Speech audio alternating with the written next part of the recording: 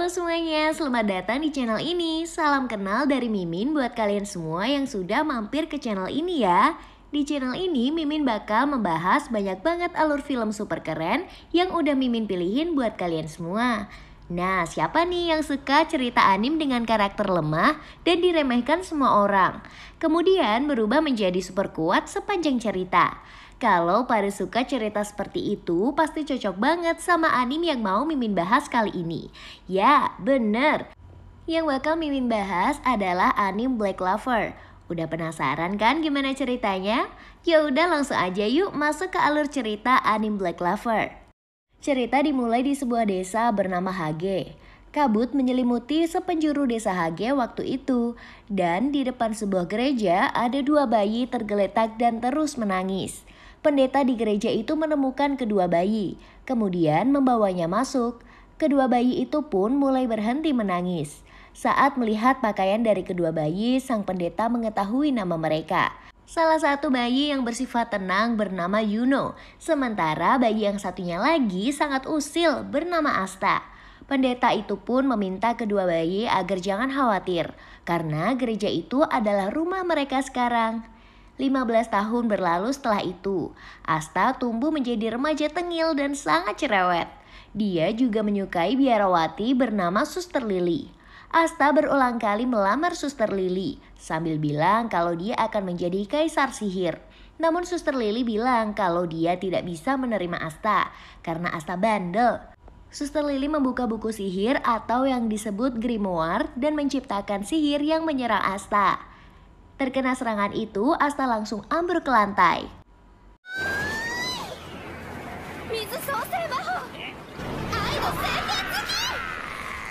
Suster Lily bergegas minta maaf karena sampai menggunakan grimoire untuk menyerang Asta. Tak lama kemudian, Yuno yang tumbuh menjadi remaja kalem, tampan dan pujaan semua orang muncul. Dia bilang ke Asta kalau Suster Lily adalah biarawati, sehingga tidak bisa menikah. Yuno juga bilang kalau umur Asta masih 15 tahun sehingga belum boleh menikah. Yuno pun mendekati Suster Lily yang membawa cucian dan menawarinya untuk membantu. Sementara itu, Asta diejek anak-anak kecil sesama penghuni gereja karena sangat bandel.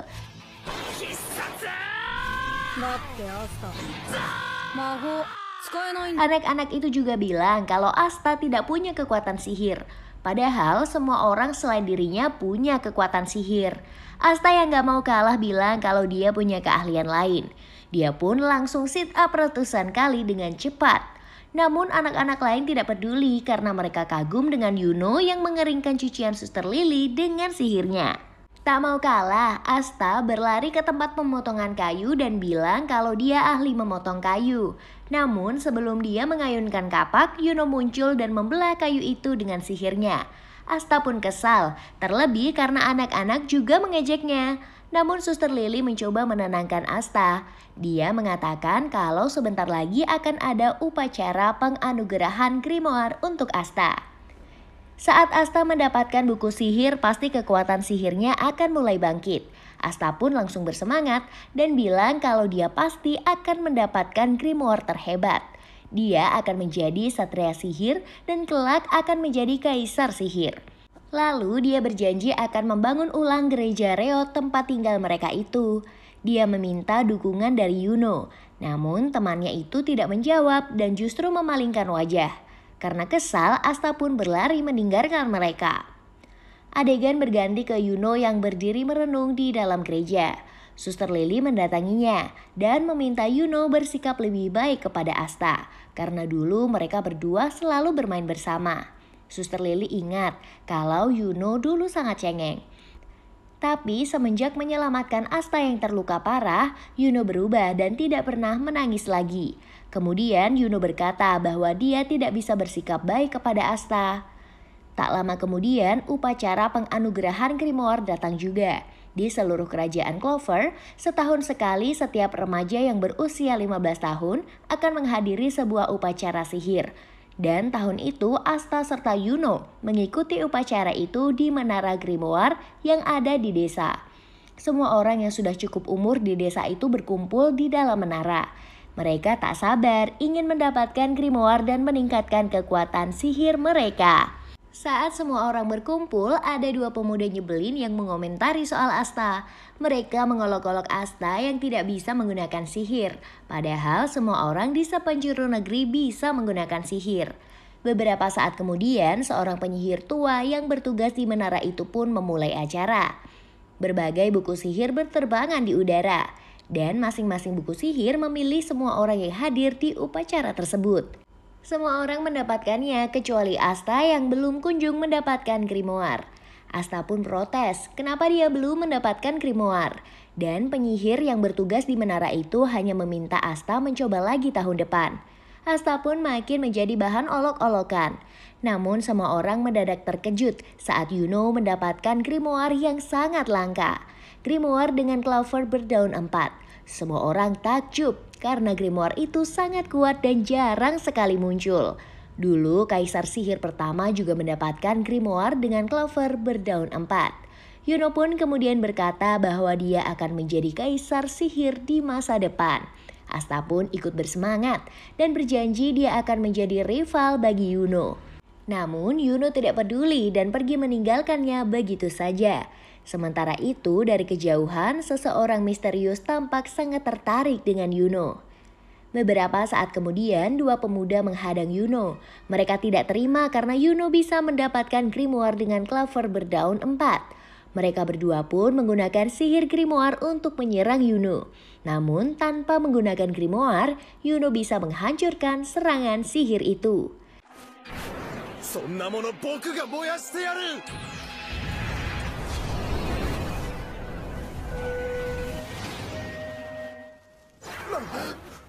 Tak lama kemudian, orang misterius pun muncul. Dia menciptakan rantai sihir dan mengikat dua pemuda yang menyerang Yuno. Setelah itu, dia mengikat Yuno dan merebut grimoire dengan clover berdaun 4-nya. Orang itu memperkenalkan diri dengan nama Revci dan ingin menjual grimoire Yuno di pasar gelap. Beberapa saat kemudian, Asta muncul dari atas. Karena terlalu bersemangat, dia malah membentur dinding dan terjatuh tersungkur. Meski begitu, dia bertekad untuk menyelamatkan Yuno. Akhirnya dia berusaha bertarung melawan Revci meski tanpa kekuatan sihir. Namun tentu saja Revci dengan mudah membantai Asta. Rantai-rantai sihirnya pun menerjang tubuh Asta sampai bocah itu terdesak mundur. Revci mengatakan bahwa rantai sihirnya bisa mendeteksi kekuatan sihir lawan. Dan menurutnya Asta tidak memiliki kekuatan sihir sama sekali di tubuhnya. Revci mendekati Asta dan dia menginjak pundaknya. Asta pun berniat menyerah saat itu. Namun Yuno berteriak dan berkata bahwa Asta merupakan rivalnya. Mendengar itu, Asta pun mencoba melakukan perlawanan. Dan sesuatu yang mengejutkan pun terjadi. Sebuah grimoire misterius mendadak muncul di hadapan Asta. Yang lebih mengejutkan, grimoire itu memiliki clover berdaun 5 di sampulnya. Grimoire itu terbuka dan memunculkan sebuah pedang. Melihatnya, Yuno justru tidak tampak terkejut, malah yakin kalau Asta memang akan dipilih grimoire tersebut. Asta pun bangkit dan mengambil pedang yang keluar dari grimoire-nya. Adegan berganti ke 10 tahun lalu. Asta dan Yuno yang masih berusia 5 tahun berlari menuju ke sebuah bukit. Yuno terjatuh dan hampir menangis. Tetapi Asta langsung membantunya berdiri. Mereka pun melanjutkan perjalanan dan menemui Suster Lily di atas bukit. Mereka menghabiskan waktu sambil makan roti. Asta memuji roti itu dan meminta Suster Lily menikah dengannya. Namun Suster Lily berkata kalau Bapak Pendeta yang membuat roti itu, sehingga menyuruh Asta menikahi Bapak Pendeta. Yuno pun berkata kalau Suster Lily adalah biarawati sehingga dia tidak bisa menikah. Asta tidak terima dan masih berusaha meminta Suster Lily menikah. Namun Asta langsung diam saat Suster Lily menunjukkan grimoire-nya. Adegan berganti ke gereja. Suster Lily membacakan cerita kepada Asta dan Yuno. Itu adalah kisah tentang dunia yang dulu dikuasai iblis. Seorang penyihir hebat muncul dan menumpas iblis itu. Setelahnya dunia menjadi lebih aman. Penyihir itu pun menjadi kaisar sihir pertama. Sejak saat itu, Asta bersemangat dan ingin menjadi kaisar sihir. Dia ingin menjadi orang yang sangat kuat dan bisa membantu semua orang. Beberapa waktu kemudian, Asta mencoba menghidupkan Tungku dengan sihirnya, namun tidak pernah bisa melakukannya. Tak lama kemudian, Yuno datang sambil menggendong bayi kecil yang terus menangis. Karena Yuno sangat cengeng, dia hampir ikut menangis saat menggendong bayi itu. Asta meminta Yuno menyerahkan bayi itu kepadanya. Sebagai calon kaisar sihir, Asta harus bisa menolong semua orang, dan menenangkan bayi adalah tindakan yang mudah. Namun ternyata dia tidak bisa menenangkan bayi itu. Barulah setelah Suster Lili menggendong bayi itu, tangisan terhenti. Yuno sampai ke tujuan saat malam, dan salju pun berjatuhan dengan deras. Saat itu dia ingin kembali, namun seorang bapak-bapak luntang-lantung menghadangnya. Bapak-bapak itu ingin merebut liontin Yuno dan bocah itu tidak bisa melawan sama sekali. Tak lama setelah itu Asta pun muncul dan berusaha melawan si bapak-bapak. Namun jelas saja Asta tidak bisa melawan bapak-bapak itu. Dia dihajar mati-matian sementara Yuno hanya bisa melihat temannya sambil menangis. Asta jatuh tersungkur, namun untungnya liontin Yuno terjatuh tanpa disadari si bapak-bapak yang pergi meninggalkan mereka. Yuno mendekati Asta yang babak belur. Setelah itu Asta bilang bahwa dia akan melindungi Yuno dan semua orang. Dia akan menjadi kaisar sihir dan membuktikan pada semua orang bahwa anak yang miskin dan yatim piatu sepertinya bisa menjadi kaisar sihir. Saat itulah Yuno juga termotivasi. Dia berjanji tidak akan menangis lagi. Malahan dia juga bertekad untuk menjadi kaisar sihir. Dia membantu Asta berdiri, kemudian saling menempelkan tinju. Mereka akan berjuang dan membuktikan siapa yang bisa menjadi kaisar sihir. Kembali ke masa kini, Asta maju dengan pedangnya dan menghajar Revci. Dengan sekali tebasan, seluruh rantai sihir Revci musnah tak berbekas. Revci pun terhempas mundur dan menerjang dinding sampai remuk. Setelah itu Asta memamerkan grimoire-nya kepada Yuno. Meski grimoire-nya tampak lusuh, dia berjanji akan melindunginya sekuat tenaga. Yuno pun tersenyum dan bilang kalau Asta telah menyelamatkannya lagi. Dia berjalan meninggalkan Asta dan berjanji suatu saat pasti akan membalasnya.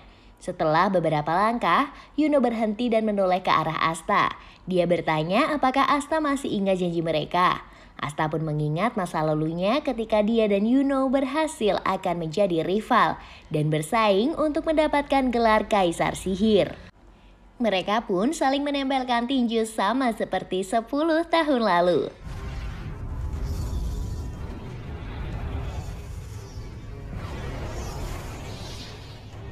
Adegan berganti ke pertarungan di masa lalu. Iblis menghancurkan peradaban manusia. Kota-kota dibakar dengan api membara di segala penjuru. Beberapa saat kemudian seorang penyihir muncul. Dengan grimoire-nya dia bertarung melawan iblis tersebut. Pertarungan dahsyat itu akhirnya dimenangkan oleh sang penyihir. Umat manusia pun akhirnya berhasil diselamatkan. Sejak saat itu sang penyihir diberi gelar sebagai kaisar sihir dan menjadi orang penting selain raja.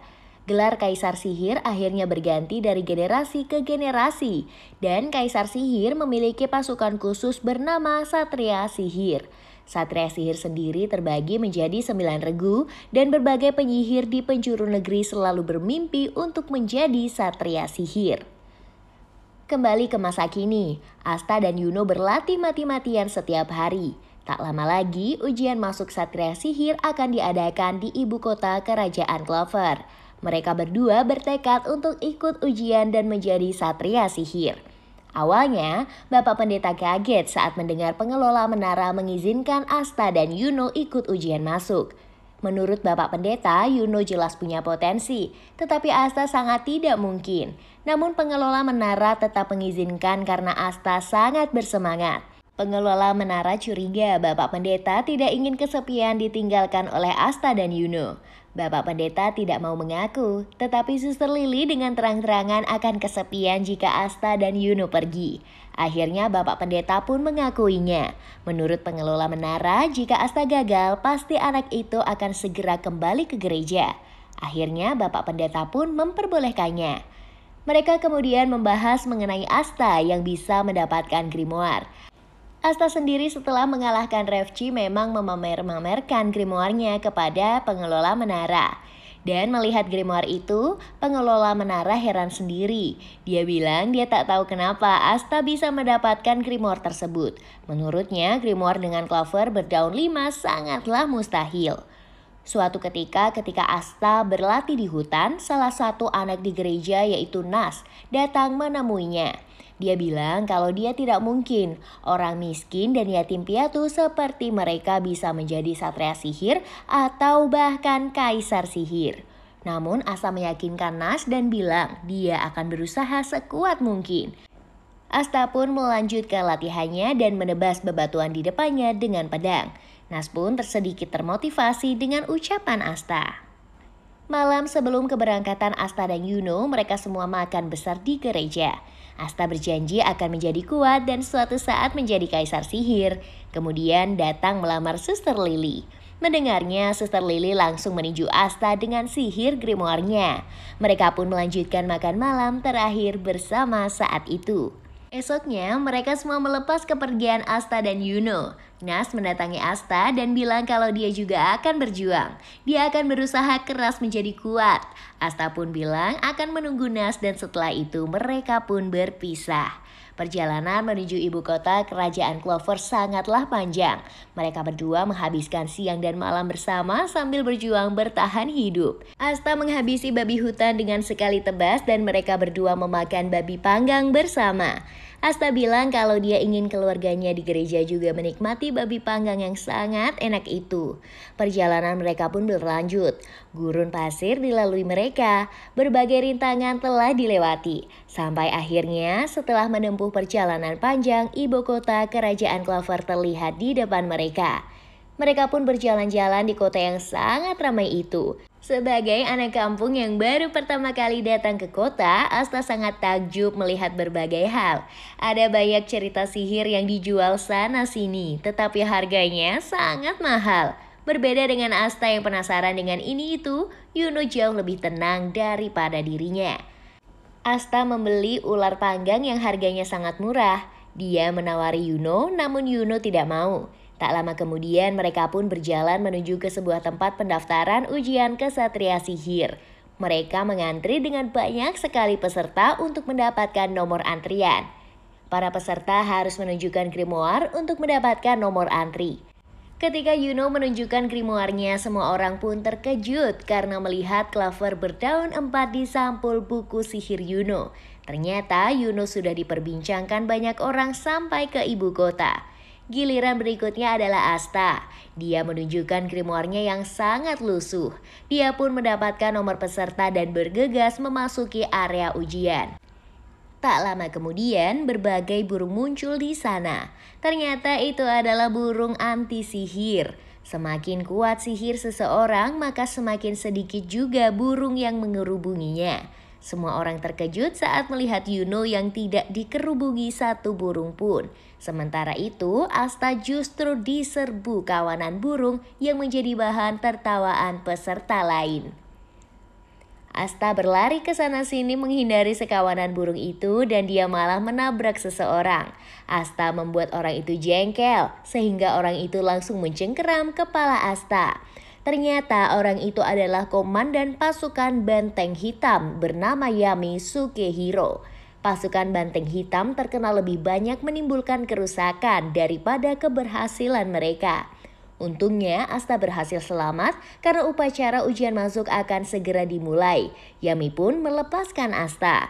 Tak lama kemudian, peserta bernama Seke Bronzaza mendatangi Asta dan berbaik hati membantunya. Mereka berdua pun saling berkenalan.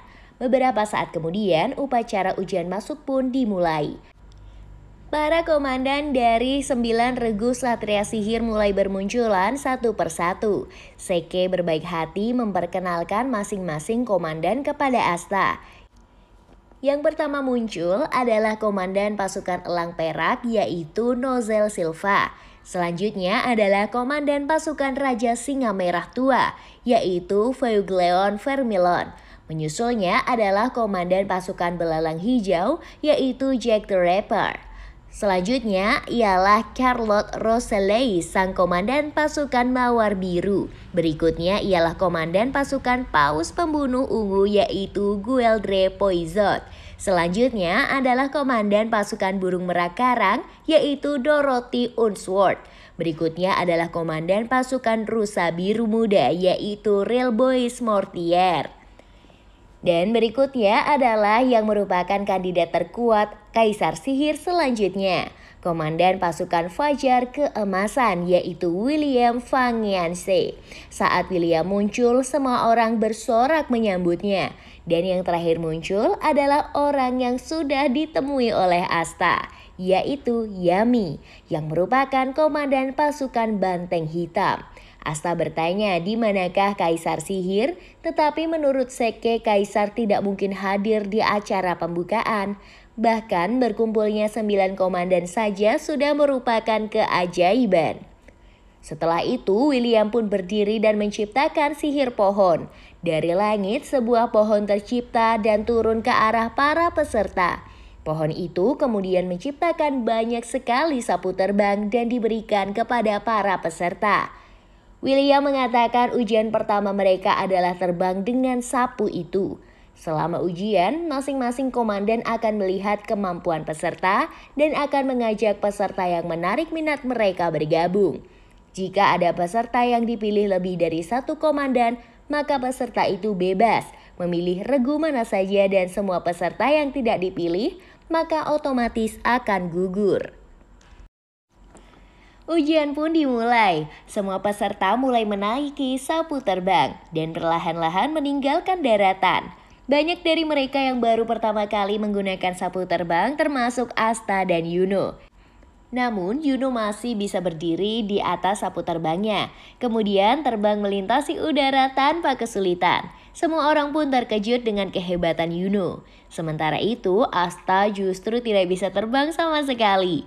Dia menjadi bahan olok-olokan peserta lain karena bahkan orang dengan kekuatan sihir paling lemah pun bisa menggunakan sapu terbang.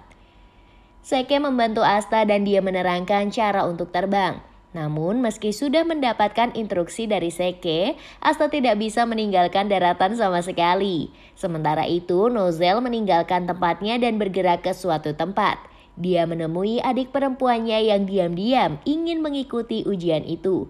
Nozel melarang adik perempuannya untuk ikut karena masa depan adiknya sudah ditentukan. Setelah memperingatkan adiknya, Nozel pun kembali ke tempatnya. Ujian berikutnya pun dilakukan dan semua ujian itu gagal diselesaikan oleh Asta karena dia memang tidak memiliki kekuatan sihir sama sekali.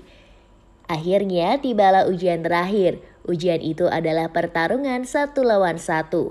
Masing-masing dari peserta akan memilih lawan dan boleh bertarung menggunakan grimoire mereka.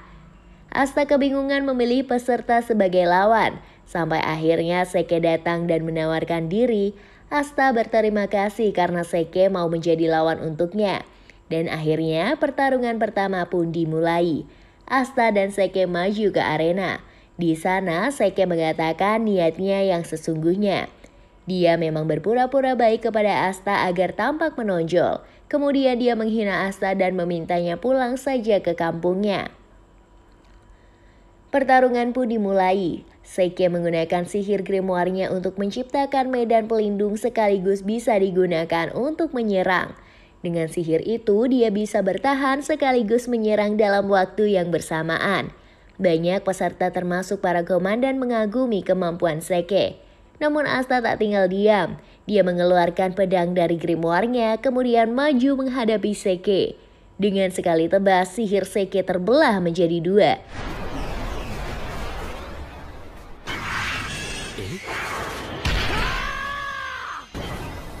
Dan Seke terjatuh ke lantai dalam kondisi babak belur. Pertarungan itu pun dimenangkan oleh Asta dengan sangat mudah. Semua orang pun terkejut melihat aksi itu. Asta lalu berkata bahwa dia ingin menjadi kaisar sihir. Namun peserta malah mengolok-oloknya. Asta tidak peduli, kemudian pergi dari sana. Sementara itu, para komandan pasukan masih terheran-heran dengan kekuatan Asta. Ada yang menduga dia menggunakan sihir percepatan atau sihir penciptaan. Namun, Yami merasa bahwa Asta mengandalkan kekuatan fisiknya saja. Dia tidak merasakan sihir sama sekali saat mencengkeram kepala Asta beberapa waktu yang lalu. Pertandingan berikutnya adalah antara peserta dari keluarga bangsawan.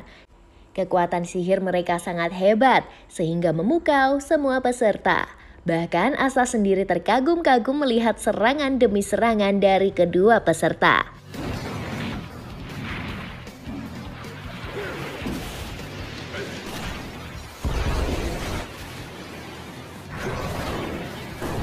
Tak lama kemudian, seorang bernama Salim yang merupakan keluarga bangsawan menantang Yuno untuk bertarung.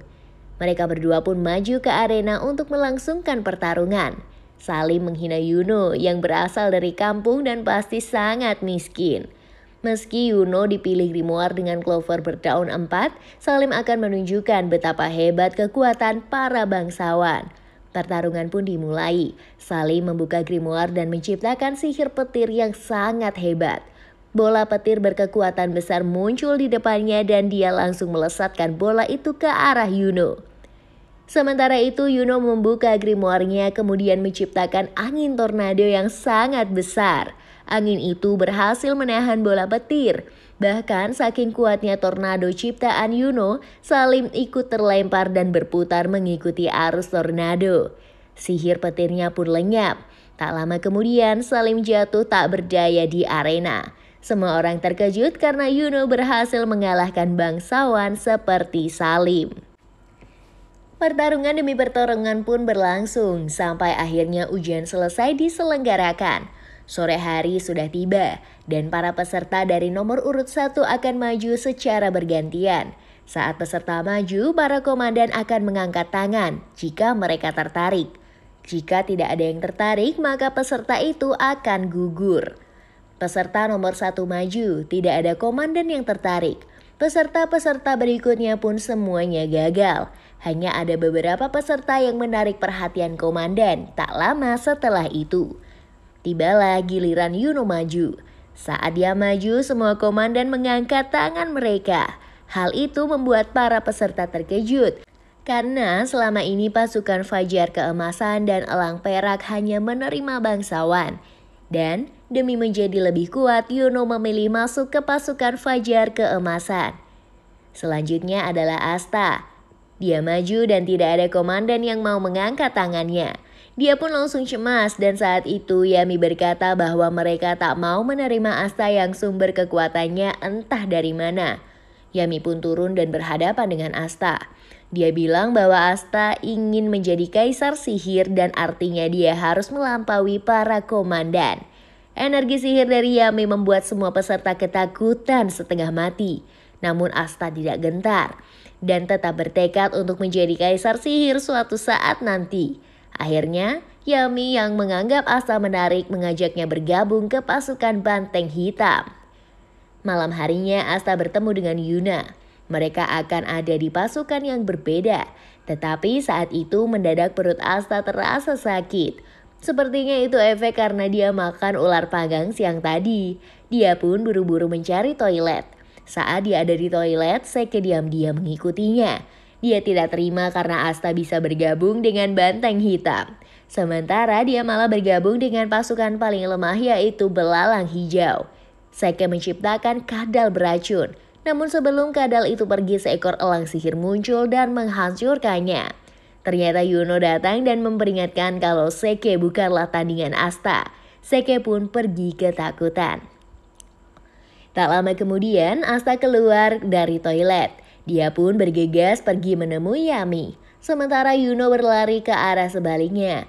Yami kesal karena Asta membuatnya menunggu begitu lama. Setelah itu dia memerintahkan salah satu anggota pasukannya yaitu Vindra untuk menciptakan sihir teleportasi.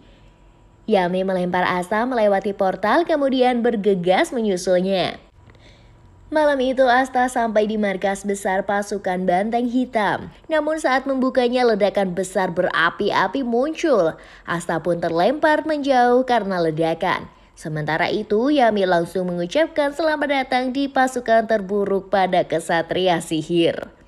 Sementara itu Yuno sudah berada di markas pasukan Fajar Keemasan. Dia bertemu dengan salah satu anggota bernama Klaus Lunet. Dia heran kenapa komandannya menerima orang selain keluarga bangsawan. Klaus juga memperingatkan Yuno kalau dia tidak akan begitu saja mengakuinya. Di sisi lain, Asta dan rombongan memasuki markas Banteng Hitam. Di sana para anggotanya sedang membuat kekacauan parah. Ada yang sedang bertarung habis-habisan, ada yang sedang mabuk-mabukan, ada juga yang sedang makan kue, dan ada juga yang sedang mengagumi foto adiknya. Ada juga yang sedang berdiam diri. Asta pun berteriak memperkenalkan diri tetapi tidak ada yang mendengarkannya. Para anggota masih sibuk dengan aktivitas masing-masing. Dua anggota yang terus bertarung malah menimbulkan kerusakan di markas itu. Karenanya Yami berteriak dan meminta mereka jangan merusak markas. Dia memukulkan tangannya ke dinding sampai dinding itu ambrol dalam sekejap. Dia tidak ingin ada yang merusak markas, malah dirinya sendiri yang merusak. Seketika itu semua anggota langsung terdiam melihat komandan sudah kembali. Mereka bergegas menyambut Yami dengan sangat riang. Yami langsung meminta mereka tenang dan berbaris. Dia berkata telah membawa anggota baru. Tetapi pas dia menoleh ternyata Asta sudah tidak ada di sampingnya. Ternyata Asta malah sedang diduduki salah seorang anggota yang tubuhnya super gede. Setelah itu Vindra memperkenalkan masing-masing dari anggota. Dimulai dari Gordon Agrippa yang orang aneh tetapi baik hati. Kemudian Vanessa Enotika, perempuan pemabuk tapi baik hati.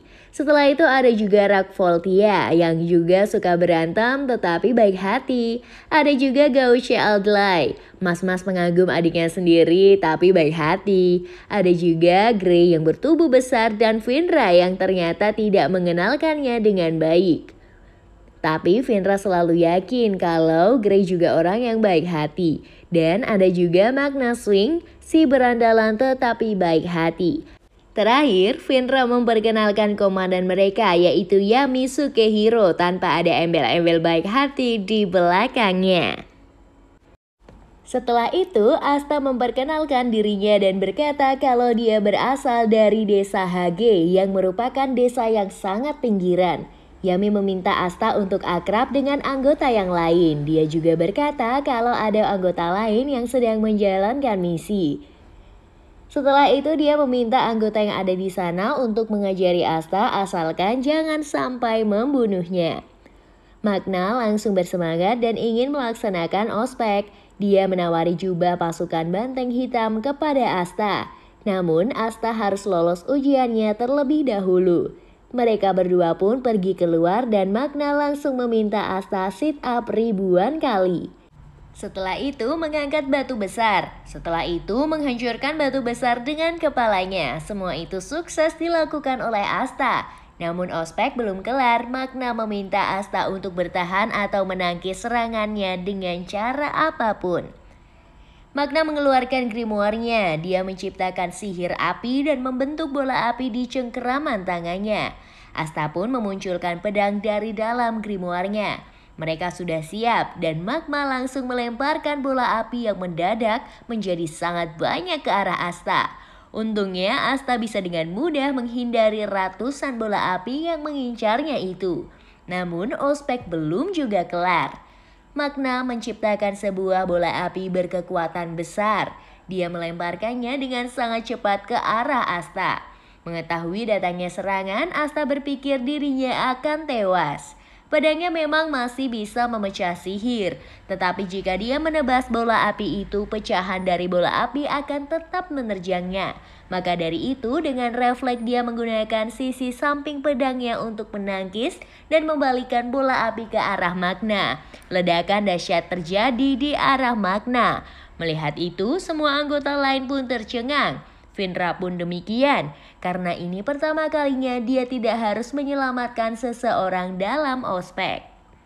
Magna pun muncul dari kobaran api. Dia berkata kalau tidak bergegas membatalkan sihirnya dia pasti sudah mati. Dia mendekati Asta dan sangat kagum dengan kekuatan Asta. Tak hanya menghindar dan menangkis, Asta justru membalikkan serangannya. Dengan kekuatan sihir Asta yang sangat rendah, Asta berhasil lolos dari ospek. Asta kemudian bilang kalau dia bahkan tidak punya kekuatan sihir sama sekali. Hal itu semakin membuat Magna kagum karena berhasil menangkis sihir hebat. Makna juga berkata bahwa sebenarnya dia berasal dari desa pinggiran, yaitu desa Rayaka yang tidak jauh dari HG. Asta pun bilang kalau Rayaka itu lebih pinggiran daripada HG. Setelahnya, para anggota bergegas mendatangi mereka dan sangat kagum dengan kekuatan Asta. Tak lama kemudian, Asta pun diberi jubah pasukan banteng hitam. Dia memakai jubah itu dan ternyata sangat cocok. Setelah saat itu, dia resmi bergabung menjadi pasukan banteng hitam. Sementara itu, di atas markas mereka, seorang perempuan misterius sejak tadi telah melihat aksi Asta. Tetapi dia mencibir dan menganggap Asta hanyalah serangga. Beberapa saat kemudian, Makna mengantarkan Asta ke kamarnya. Makna bilang itu hanya kamar sempit dan kamar Makna 3 kali lebih besar. Namun Asta justru sangat terharu karena ini pertama kalinya dia punya kamar sendiri. Di gereja dia harus tidur bersama dengan anak-anak yang lain dan tidak memiliki privasi. Makna kemudian menyarankan Asta agar mengirimkan surat kepada keluarganya di gereja. Asta pun segera melakukannya. Di sisi lain, Yuno juga mendapatkan kamarnya sendiri. Klaus ditugasi oleh komandan untuk membimbing Yuno dan meski dia malas, dia tetap harus melakukannya. Klaus pergi meninggalkan Yuno di kamarnya dan setelah itu, Yuno menulis surat untuk keluarganya di gereja. Esok harinya di gereja, sebuah portal muncul dan burung hantu keluar dari portal itu membawa 2 surat. Suster Lili langsung membawa surat itu dan masuk untuk dibaca bersama. Bapak Pendeta membaca surat dari Yuno dan sangat bangga karena Yuno berhasil lolos. Dia pun ingin memberitahu seluruh desa kalau Yuno lolos menjadi kesatria sihir. Dia juga bilang mereka harus menyiapkan makan besar untuk menyambut Asta yang pasti gagal. Sementara itu, Suster Lili langsung membaca surat dari Asta. Dan mereka terkejut karena Asta juga berhasil lolos. Mendengarnya, Bapak Pendeta cukup sedih karena Asta berarti tidak jadi pulang. Dan setelah itu, dia pergi menggunakan sapu terbangnya untuk memberikan kabar baik kepada warga desa. Sementara itu, Asta yang baru bangun tidur langsung bersemangat. Dia memakai jubah banteng hitam dan keluar dari kamar. Namun, dia terkejut karena ada tiang di depan kamarnya, dan dia pun membentur tiang itu. Makna datang menemui Asta dan bersiap mengajaknya berkeliling. Asta pun penasaran kenapa mendadak ada tiang di depan kamarnya. Menurut Makna, markas memang bisa berubah-ubah bentuk setiap waktu.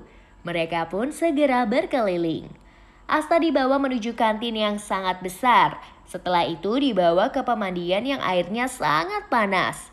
Dia juga dibawa ke toilet dan ternyata Komandan Yami masih memakai toilet itu. Karena takut dengan komandan, mereka bergegas kabur.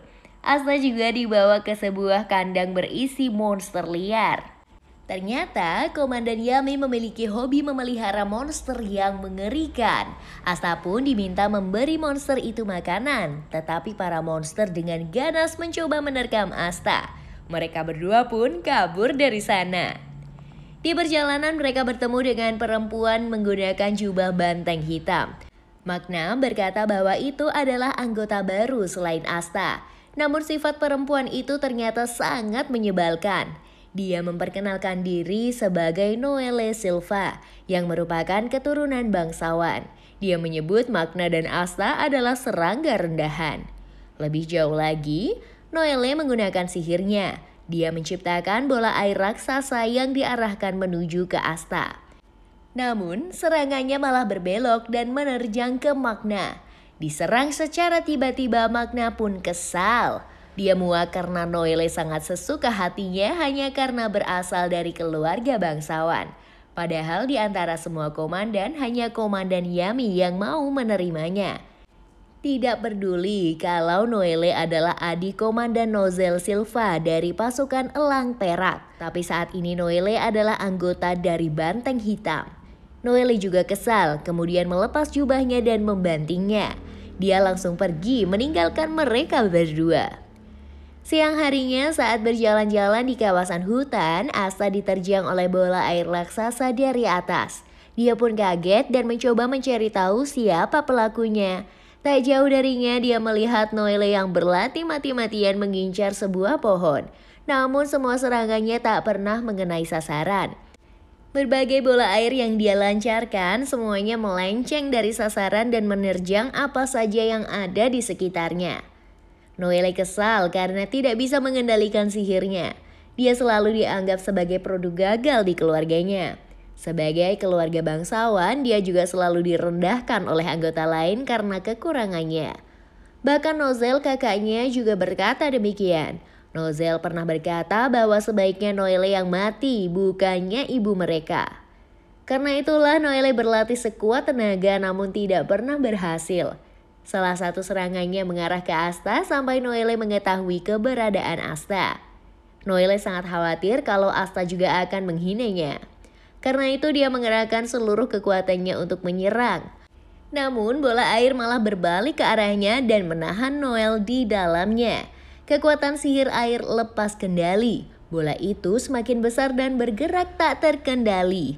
Sementara itu Yami yang baru keluar dari toilet sebenarnya ingin lanjut tidur. Namun dia terkejut saat melihat bola air raksasa yang muncul dari arah hutan. Dia dan anggota lain pun segera keluar dan melihat situasi. Jika tidak dihentikan, bola itu akan menghancurkan mereka. Namun jika menghentikan dengan sihir, Noelle pasti akan ikut celaka. Komandan Yami meminta Finra untuk menggunakan sihir ruang dan waktu. Tetapi Finra bahkan tidak bisa mendekati bola air yang melayang di udara tersebut. Mereka butuh seseorang yang bisa menghancurkan bola itu tanpa sihir. Saat itulah Asta terlempar dari alah hutan dan langsung ditangkap oleh Komandan Yami. Setelah itu Komandan Yami meminta Asta untuk menyelamatkan Noelle. Asta bilang kalau dia tidak bisa terbang. Tetapi saat itulah Komandan Yami melemparkannya sekuat tenaga ke arah bola air raksasa. Asta pun melesat cepat ke arah bola air itu dan kemudian langsung mengambil pedang dari grimoire-nya. Dengan sekali tebasan dia bisa menghancurkan bola air raksasa tersebut.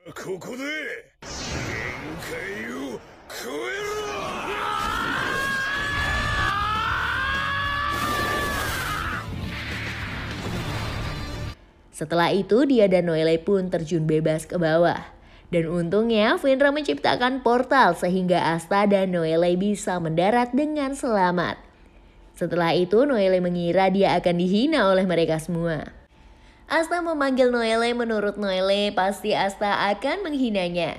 Namun Asta justru mengagumi sihir Noelle yang begitu dahsyat. Menurut Asta, Noelle hanya belum bisa mengendalikannya. Dia juga iri karena dia tidak memiliki sihir sama sekali. Jika Noelle bisa mengendalikan sihirnya, pasti akan sangat hebat.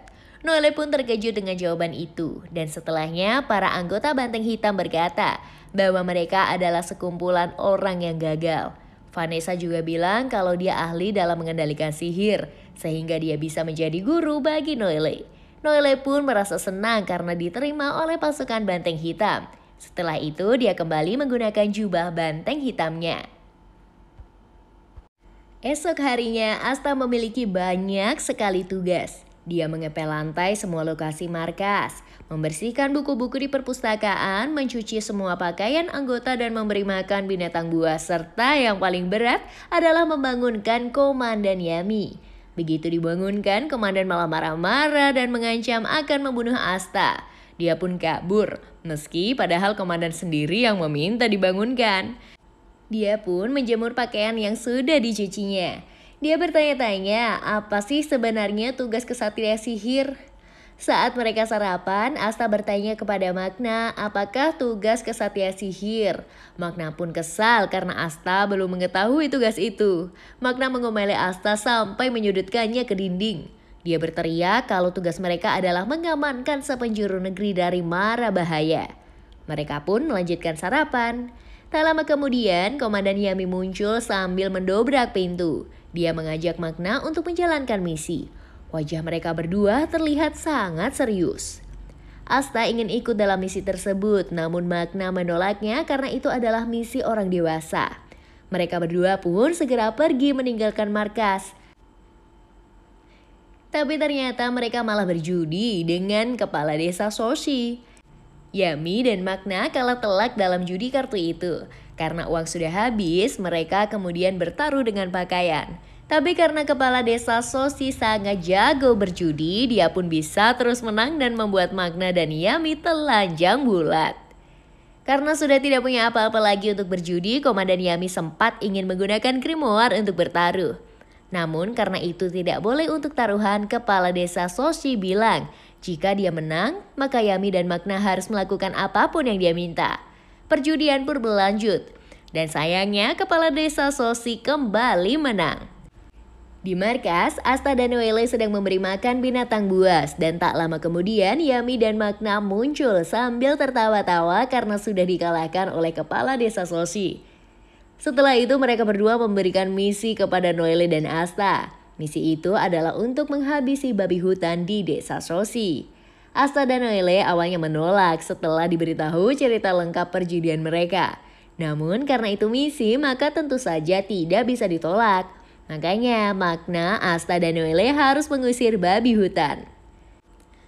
Mereka mendatangi Finra dan memintanya membukakan portal ke desa Soshi. Namun karena Finra belum pernah ke desa itu, dia tidak bisa melakukannya. Akhirnya mereka bertiga memutuskan untuk menggunakan sapu terbang. Tetapi Asta bilang kalau dia tidak bisa menggunakan sapu terbang. Dan ternyata Noelle juga tidak bisa melakukannya. Akhirnya Magna terpaksa mengajak mereka berdua menggunakan sapu terbang custom miliknya. Dengan sapu terbang full custom itu, mereka bertiga bisa muat dan terbang meninggalkan markas.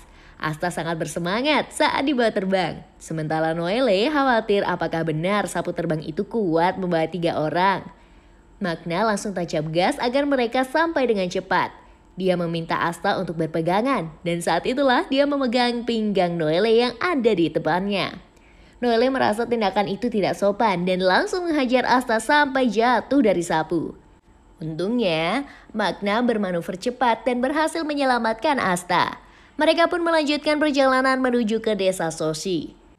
Sementara itu, di kawasan hutan desa Soshi, sebuah portal sihir pun muncul. Dari dalamnya keluar sekelompok penyihir misterius. Mereka langsung dikepung sekumpulan babi liar yang siap menyerang. Namun salah satu penyihir langsung mengeluarkan sihir es dan membekukan para babi. Mereka pun pergi ke ujung sebuah jurang dan melihat desa Soshi di bawah sana. Ternyata mereka bertujuan mendapatkan sebuah bola sihir yang disembunyikan di desa itu. Beberapa saat kemudian, Asta, Noelle, dan Magna sudah sampai di kawasan hutan Soshi. Asta pun berduel dengan seekor babi hutan yang sangat besar. Sementara Magna malah beristirahat karena kelelahan menggunakan sihir. Noelle pun hanya melihat Asta yang lari kocar-kacir diburu babi hutan. Asta pun kaget karena babi hutan di sana sangat besar dan sepertinya bisa menggunakan kekuatan sihir. Suatu ketika dia terpojokan di sebuah tebing. Noelle mencoba membantu, namun bola airnya malah menerjang Asta. Alih-alih si babi hutan, namun beberapa saat Asta menggunakan pedangnya dan langsung berhasil menumbangkan babi itu. Magna mengagumi kemampuan Asta. Tetapi tugasnya belum selesai. Magna menunjuk ke arah sekumpulan babi hutan yang mengepung mereka. Asta pun maju dan membantai para babi hutan itu. Setelahnya mereka membawa babi hutan menuju ke desa. Magna memikul seekor babi sementara Asta memikul 4 babi sekaligus. Tentu saja Noelle dari bangsawan tidak memikul babi sama sekali. Setelah itu Magna menceritakan hubungannya dengan si kepala desa. Nama Pak Tua itu adalah Seihe. Dan Magna sudah berurusan dengannya sejak kecil. Desa Soshi berada tidak jauh dari desa Rayaka yang merupakan kampung halaman Magna. Setelah dia mendapatkan Grimoire, dia menjadi nakal dan pergi ke desa Soshi untuk menaklukkannya. Dia menebar teror di desa itu, namun Pak Seihe ternyata punya sihir yang hebat. Dia bisa menciptakan berbagai senjata dengan sihirnya dan selalu berhasil menghajar Magna. Sejak saat itu, Magna selalu kembali untuk berduel dengan Pak Seihe. Namun, dari setiap duel, Magna selalu saja dikalahkan oleh Pak Tua itu. Suatu ketika, Pak Seihe meminta Magna untuk mendaftar ujian kesatria sihir. Magna awalnya tidak mau karena hanya berasal dari desa pinggiran. Namun, Pak Seihe berhasil meyakinkannya dan Magna mengikuti ujian. Dia lolos menjadi kesatria sihir dan Pak Seihe sangat bangga dengannya. Bagi Magna, Pak Seihe adalah seseorang yang membuatnya menjadi lelaki sejati. Dan menurut Makna, Pak Seihe pergi ke ibu kota selain untuk mencari uang demi keperluan desa, tetapi juga berniat mengunjunginya. Hasilnya malah Pak Seihe mengalahkannya saat berjudi, sehingga gaji 6 bulan Makna ludes dibawa oleh Pak tua itu. Setelah selesai bercerita, mereka sudah sampai di depan desa. Mereka semua terkejut saat melihat kabut tebal menyelimuti seluruh desa. Itu adalah kabut sihir yang bisa menjebak orang di dalamnya. Jika mereka masuk menembus kabut, mereka pasti akan tersesat. Makna berpikir tidak mungkin ada orang di desa yang punya sihir sekuat itu. Karenanya ia meminta Asta untuk menebas kabut itu dengan pedangnya. Asta pun bilang dia tidak mungkin bisa menebas kabut. Namun menurut Makna itu adalah kabut sihir sehingga pasti bisa dinetralkan dengan tebasan pedang Asta. Mendengarnya Asta langsung menarik pedangnya kemudian menebas kabut di depannya. Benar saja, kabut itu menghilang sedikit demi sedikit. Mereka bertiga pun maju perlahan-lahan dengan Asta yang membuka jalan di depan. Di belakangnya, Makna mengarahkan kemana mereka harus pergi. Meski sangat perlahan, mereka berhasil berjalan jauh dan akhirnya sampai di alun-alun. Mereka semua sangat terkejut saat melihat seluruh warga desa dikumpulkan di sana. Sementara berbagai kristal es ada di atas mereka, siap untuk menyerang seluruh warga. Ratusan kristal es itu pun dijatuhkan ke arah warga dan Makna langsung mengerahkan sihir apinya untuk meledakkan seluruh kristal itu. Para warga pun terkejut sekaligus senang karena ada kesatria sihir yang datang. Sementara itu, di depan para warga ada sekumpulan penyihir yang terheran-heran. Kenapa ada orang yang bisa menembus kabut ilusi itu? Makna langsung bergerak ke arah Pak Seihe yang jatuh tak sadarkan diri.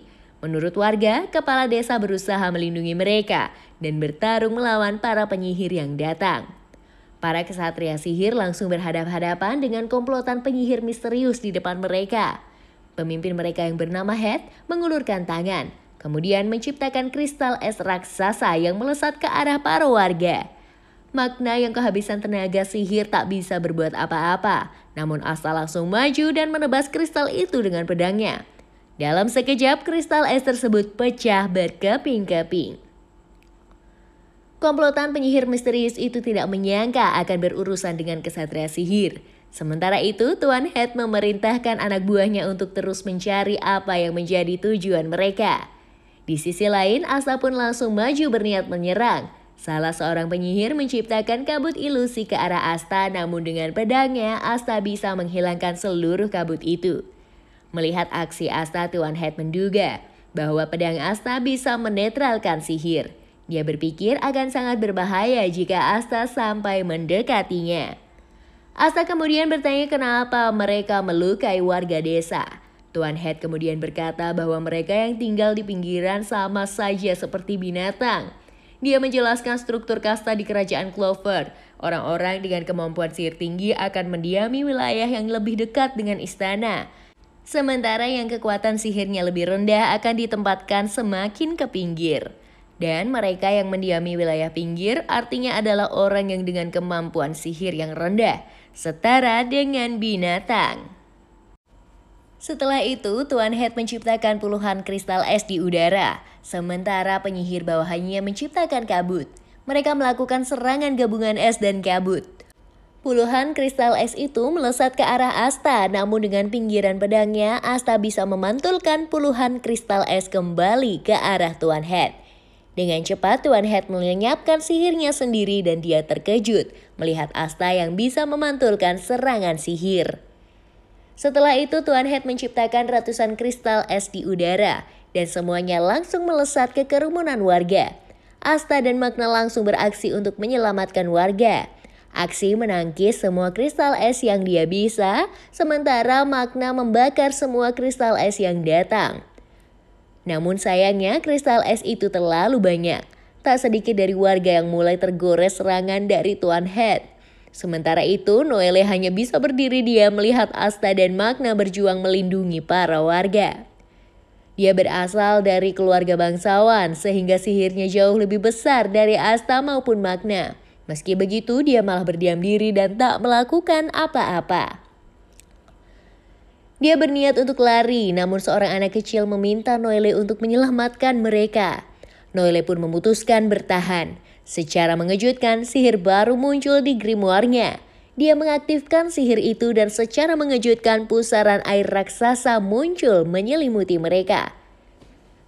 Pusaran itu menjadi perisai pelindung dan menahan setiap serangan dari Tuan Head dan komplotannya. Saat Tuan Head terkejut dengan kekuatan itu, Asta melompat keluar dan menikamnya. Tuan Head terluka, namun dia sempat menahan kaki Asta dengan es untuk menghentikan momentum lompatan. Alhasil, luka Tuan Head pun tidak terlalu parah. Setelah itu, Tuan Head menerjangkan bongkahan-bongkahan kristal es ke arah Asta yang membuat bocah itu terluka. Meski begitu, Asta tetap nekat bangkit dan mencoba menyerang. Bocah itu berulang kali maju tetapi selalu dihajar oleh kristal es ciptaan Tuan Head. Melihat Asta yang berjuang terus-menerus, Tuan Head penasaran kenapa bocah itu tidak juga menyerah. Asta bilang kalau dia harus melindungi semua orang. Saat itulah Magna nekat keluar dari dalam kubah air ciptaan Noelle. Termotivasi oleh Asta, dia akan berjuang sekuat tenaga, meski tenaga sihirnya tinggal sedikit. Dia berteriak ke Asta untuk melakukan sesuatu seperti saat ospek. Kemudian dia mengerahkan sisa-sisa tenaga sihirnya dan menerjangkan ratusan bola api ke arah Tuan Head dan komplotannya. Ratusan bola api itu berhasil ditangkis oleh Tuan Head dan semua komplotannya. Kemudian setelah lolos dari serangan, Tuan Head menerjangkan ratusan kristal es ke arah Magna yang sudah kehabisan energi sihir. Namun dari arah belakang Tuan Head, Asta maju dan menerjang semua bola api dari Magna. Ratusan bola api pun terpantul ke depan dan sukses menerjang Tuan Head beserta komplotannya.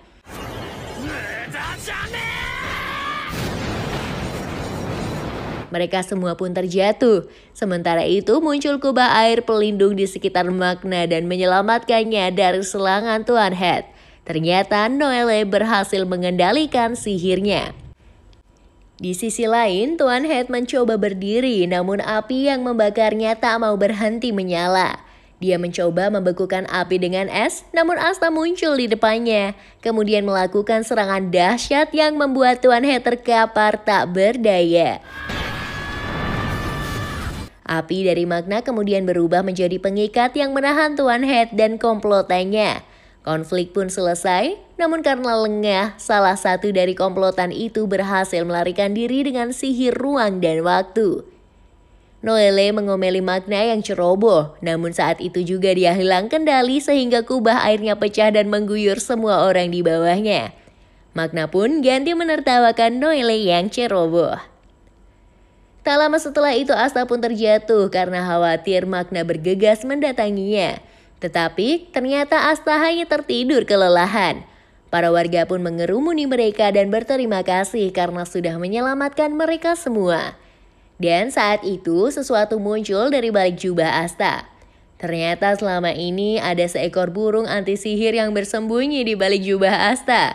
Burung itu pun terbang menjauh dan melihat sesuatu yang menarik perhatiannya dari sebuah rumah.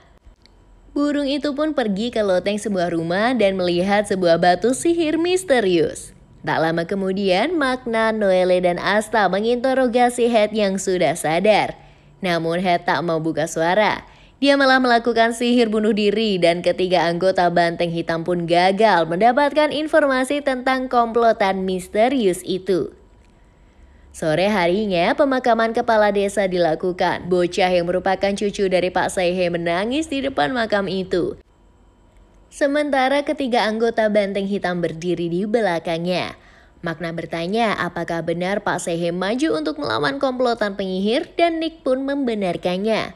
Magna menjadi sangat kagum dengan Pak Tua itu. Nick bercerita bahwa Pak Saihe sangat mengagumi kesatria sihir. Namun Pak Tua itu juga menyesal karena tidak bisa menjadi kesatria sihir.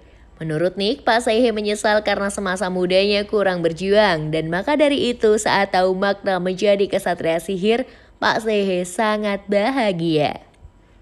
Setelah itu, Nick bertanya apakah dia bisa menjadi kesatria sihir. Magna pun menjawab bahwa Nick pasti bisa meskipun berasal dari desa pinggiran. Asta menambahkan, dia yang tidak punya kekuatan sihir pun bisa menjadi kesatria sihir. Asta pun maju, mendekati Nick, lalu menempelkan tinjunya pada dada bocah itu. Asta berkata akan menunggunya menjadi satria sihir. Tak lama kemudian burung anti sihir pun mendatangi Asta dan mematuki kepalanya. Asta kesal, tapi tidak pernah bisa mengusir burung itu. Tak lama kemudian burung itu malah bertengger di kepala Asta. Dan anehnya burung tersebut membawa batu misterius di mulutnya. Menurut Nick, itu adalah jimat milik Pak Seihe. Dan sebagai ucapan terima kasih, Nick pun memberikan jimat itu kepada Asta. Adegan pun berganti ke sebuah ruangan yang berisi dengan orang-orang bertudung. Salah satu orang itu mengabarkan bahwa Head telah dikalahkan dan batu sihir jatuh ke tangan Banteng Hitam. Seseorang yang sepertinya pemimpin komplotan mengatakan bahwa untuk sementara tidak masalah, batu itu ada di tangan Banteng Hitam. Kemudian mendekati sebuah papan misterius. Dia berkata bahwa tuan mereka akan bangkit tak lama lagi. Dan yang mencurigakan adalah orang itu memiliki emblem berupa matahari bersinar. Menarik nih. Apa dia adalah salah satu dari anggota pasukan Fajar Keemasan?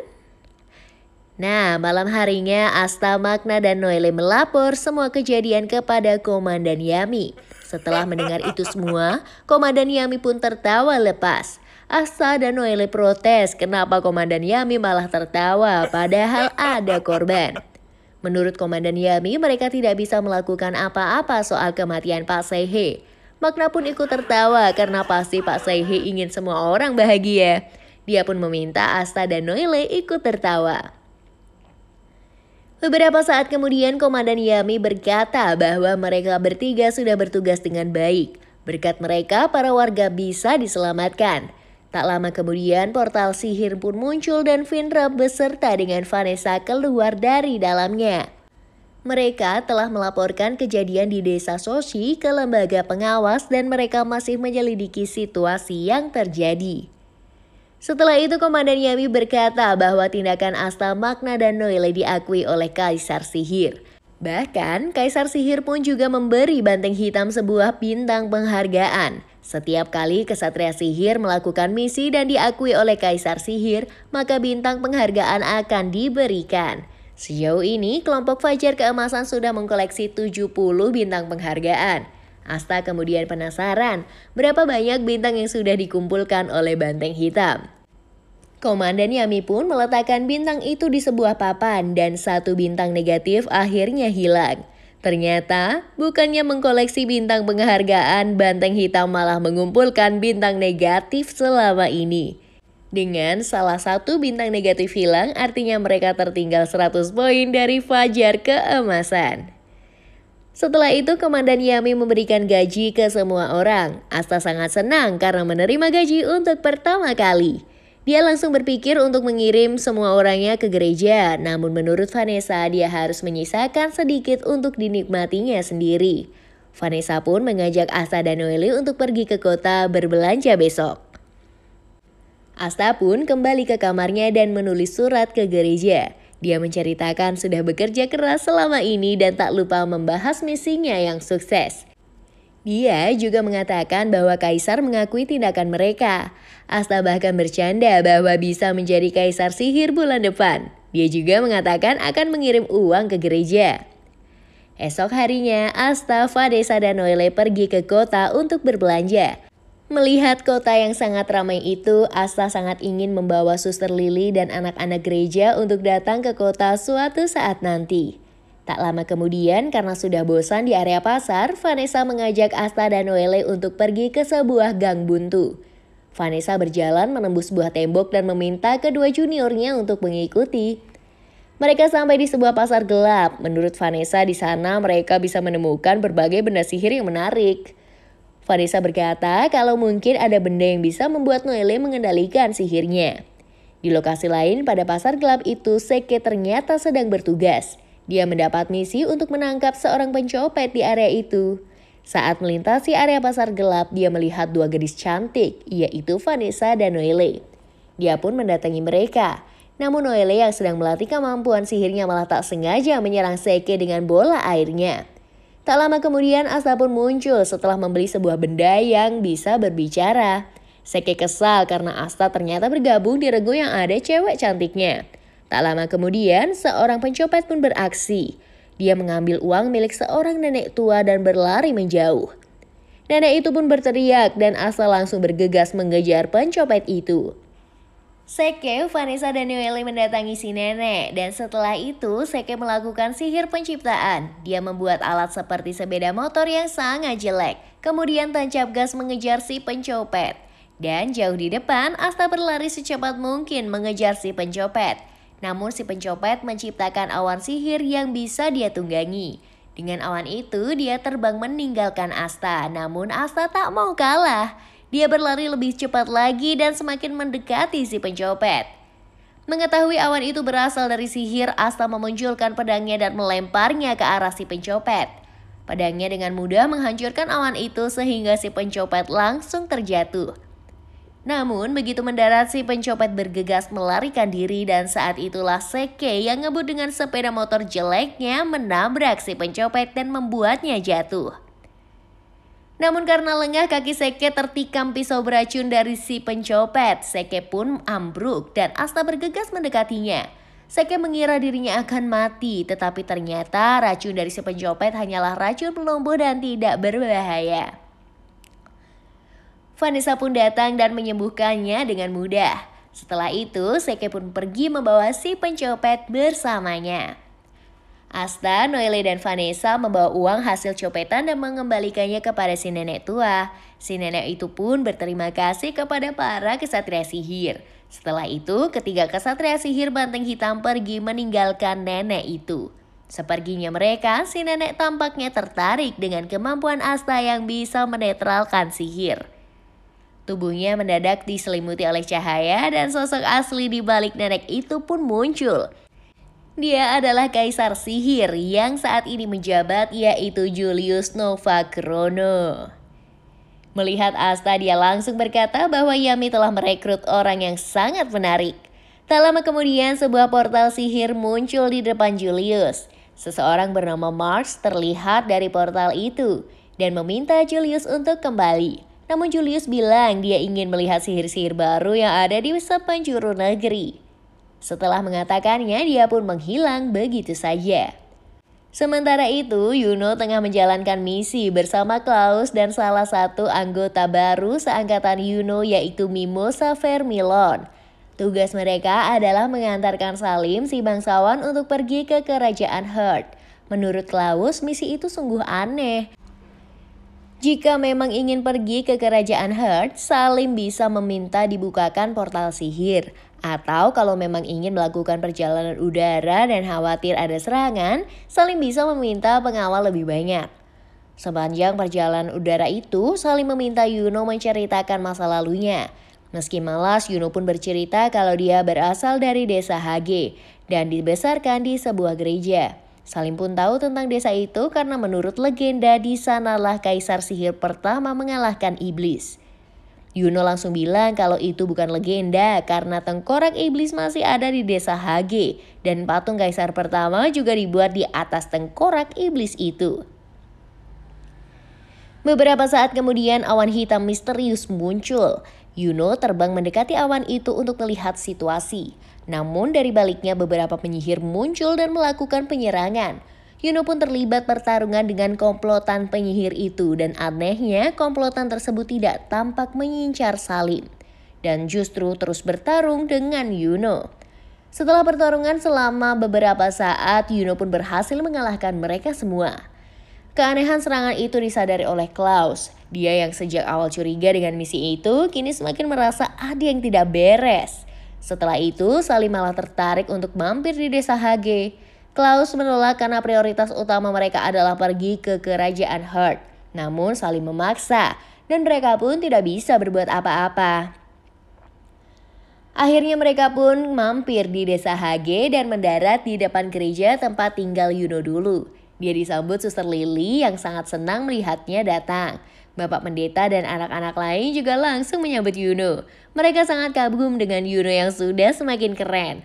Anak-anak juga bertanya mana Asta, tetapi jelas saja dia tidak ikut karena Asta ada di kelompok lain.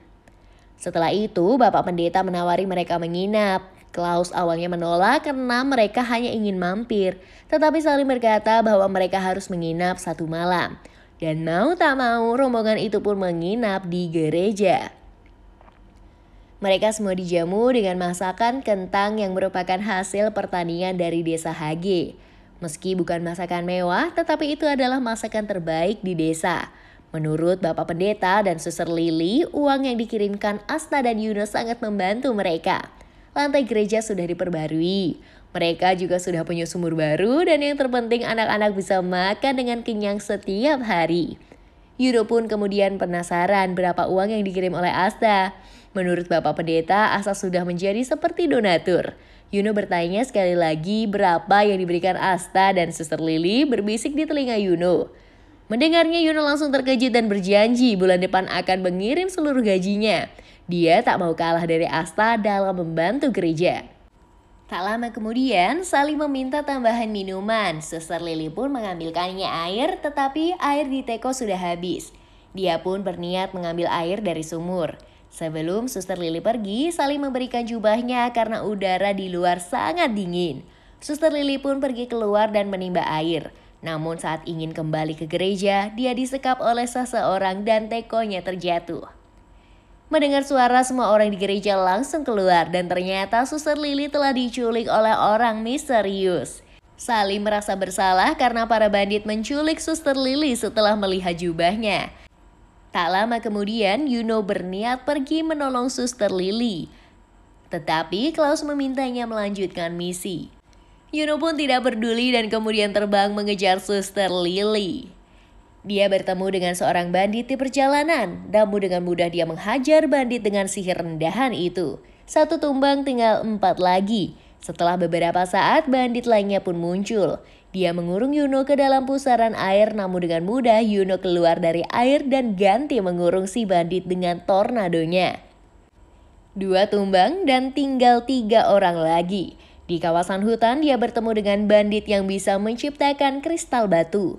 Bandit itu menyerang Yuno dengan bongkahan kristal dari batu besar. Namun dengan sekali serangan tornado kecil, Yuno berhasil menghancurkan batu itu. Si bandit tumbang tertimpa pecahan batuan. Yuno pun melanjutkan perjalanan ke dalam tengkorak iblis. Dan di sana dia bertemu dengan bandit yang menyandra Suster Lili. Bandit itu meminta Yuno memberikan grimoire-nya jika ingin Suster Lili selamat. Yuno tidak mau dan setelah itu dia menunduk dan di belakangnya Klaus muncul dengan sebuah serangan. Bandit itu pun bisa ditundukkan dan tersisa 1 bandit lagi yang entah di mana. Suster Lili pun diselamatkan oleh Mimosa. Yuno bertanya kenapa Klaus datang dan Klaus bilang bahwa dia memang curiga dengan misi itu. Pertama, para bandit yang menyerang di udara beberapa waktu lalu tampak mengincar Yuno alih-alih Salim. Kedua, tidak mungkin bangsawan seperti Salim mau mampir ke desa pinggiran dan makan masakan kentang. Akhirnya setelah Yuno pergi, Mimosa menciptakan sihir penciptaan dan memunculkan tanaman yang bisa membuat orang berkata jujur. Mimosa menjerat Salim dan akhirnya Salim mengatakan semuanya. Dia dendam kepada Yuno karena membuatnya gagal masuk ke kesatria sihir. Dan karenanya dia ingin memberikan pelajaran kepada Yuno. Salim dan keempat bandit diikat, kemudian Yuno menyarankan agar mereka dibebaskan asal berjanji tidak datang ke desa Hage lagi. Saat itu, Salim berhasil bangkit dan berniat melancarkan sihir petirnya. Namun, dengan refleks Suster Lili menerjangkan sihir airnya yang membuat Salim terlempar sampai membentur pohon. Melihat kemampuan Suster Lili, Klaus sempat tertarik mengajak Suster Lili menjadi kesatria sihir. Setelah itu, mau tak mau Klaus memutuskan harus membawa Salim beserta para bandit ke ibu kota. Dan sementara itu ternyata seorang bandit lainnya sudah dikalahkan dan ditahan di atas tengkorak iblis. Orang yang melakukannya tak lain adalah sang kaisar sihir yaitu Julius. Dia sangat kagum dengan kemampuan Yuno. Tak lama kemudian portal sihir yang menunjukkan sosok Marx muncul. Marx langsung mengomeli Julius dan memintanya segera kembali karena pekerjaan sudah menumpuk. Esok harinya di markas Fajar Keemasan, Klaus, Yuno, dan Mimosa menghadap William. Menurut William, Kaisar Sihir mengakui aksi mereka di desa Hage dan memberikan sebuah bintang penghargaan. Klaus kemudian bertanya apakah William sudah mengetahui bahwa misi tersebut bermasalah. Dan William membenarkannya. Dia sudah mencurigai bahwa Salim dan keluarga bangsawannya terlibat korupsi di berbagai hal buruk lainnya. Maka dari itu tertangkapnya Salim berhasil membongkar semua praktik jahat keluarganya. Karena itulah William menerima misi mencurigakan dari Salim itu. Sementara itu Julius sang kaisar sihir tengah berada di ruangannya. Dia didatangi oleh Marx dengan tergesa-gesa yang ingin mengabarkan sebuah berita. Namun Julius sudah mengetahuinya. Dia merasakan sebuah anomali, namun Julius berkata bahwa dia akan membiarkan mereka menjalankan misi. Marx sendiri penasaran siapa yang disebut mereka oleh Julius. Namun Julius hanya tertawa pelan untuk menjawabnya. Nah, sementara itu di markas Banteng Hitam, para anggota sibuk mencari nama untuk burung yang hobi bertengger di kepala Asta. Setelah berdebat cukup lama, diputuskan nama burung itu adalah Nero. Beberapa saat kemudian, portal sihir pun tercipta. Komandan Yami dan Findra muncul dari dalamnya setelah pergi menemui Kaisar Sihir. Dia memberikan informasi penting kepada para anak buahnya. Sebuah dungeon telah muncul dan mereka ditugaskan untuk memeriksanya. Asta bertanya apakah itu dungeon. Ternyata dungeon adalah tempat para penyihir di masa lalu menyimpan berbagai reliks dan mantra sihir yang luar biasa. Tempat itu juga dipenuhi oleh banyak jebakan agar tidak sembarangan orang bisa memasuki tempat itu. Karena itu, Banteng Hitam diminta untuk menyelidiki dan memeriksa dungeon tersebut. Mereka harus berhati-hati karena lokasi dungeon berada di dekat perbatasan kerajaan musuh yaitu Diamond. Bisa saja kerajaan Diamond juga melakukan penyelidikan. Asta yang sangat bersemangat dan meminta diikutkan dalam misi. Komandan Yami kemudian berkata bahwa Kaisar Sihir memang meminta Asta untuk melakukan misi ini. Mendengar Kaisar Sihir memberikan misi langsung untuknya, Asta pun sangat bangga. Makna penasaran apakah Asta pernah bertemu dengan Kaisar Sihir. Tapi menurut Asta dia juga belum pernah bertemu dengannya sama sekali. Setelah itu Komandan Yami juga meminta Noelle untuk ikut misi agar pengalamannya bertambah. Dia juga meminta Rak untuk ikut dan mendampingi juniornya. Rak pun bersemangat menerima misi itu. Dan tak lama kemudian, Findra pun membuka portal untuk mengantar Asta, Noelle dan Rak ke area sekitar dungeon. Mereka bertiga pun berangkat. Sepanjang perjalanan Noelle komplain kenapa Findra tidak membuka portal langsung ke dungeon. Tetapi Rak menjelaskan kalau Findra hanya bisa membuka portal ke tempat yang sudah pernah didatanginya. Beberapa saat kemudian, mereka memasuki sebuah lorong gelap untuk memasuki dungeon itu. Dan setelah berjalan di kegelapan cukup lama, mereka sampai di dalam dungeon. Tempat itu sangat terang dan penuh dengan energi mana yang sangat kuat. Anehnya, Asta tidak bisa merasakan mana sama sekali. Dia iri dengan keluarga bangsawan yang punya banyak mana. Sementara dia tidak memiliki akses setetes pun. Asta tidak sengaja menekan sebuah lingkaran sihir dan jebakan bebatuan pun muncul. Dia langsung menebas bebatuan dan melenyapkannya dengan mudah.